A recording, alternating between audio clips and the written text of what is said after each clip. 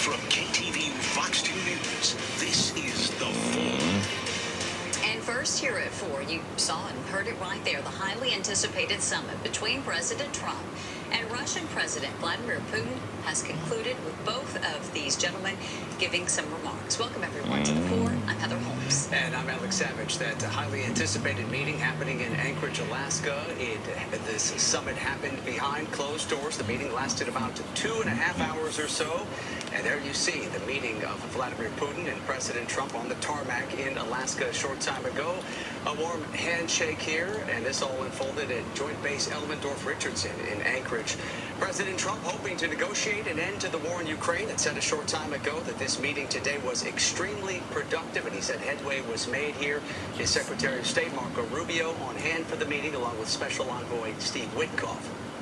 Those two leaders spoke to reporters a few minutes ago as well, but of course we heard just moments ago from Vladimir Putin as well as President Trump speaking in that news conference. Putin spoke first, then the president offered some remarks, but we did not get a great level of detail in terms of what these two world leaders may have agreed to here. So let's get some more perspective on what may have unfolded behind closed doors during that meeting this afternoon. Yeah, let's bring back to the show Stephen Zunis, professor of politics at the University of San Francisco. First, Professor, right out of the gate, I want to get your thoughts as to what you heard there from Vladimir Putin as well as President Trump. As Alex just mentioned, no specifics here, but Vladimir Putin did mention the word agreement.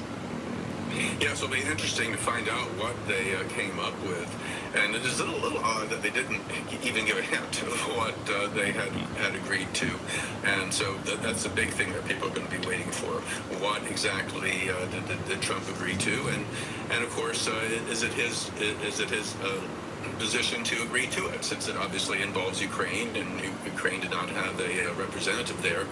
Putin, of course, talking about the history of relations with the countries, and really pushing the idea he wanted to normalize relationship, normalize trade in the isolation of Russia. That was very much part of his agenda, and whether Trump agreed to anything along that lines, depending on what they agreed to on Ukraine, remains to be seen. But it was very interesting to see that big push on normalization.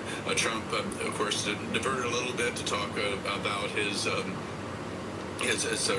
claim that the Russian interference was some kind of criminal conspiracy, even though both Democrats and Republicans investigating at the time said indeed the Russians did help his campaign.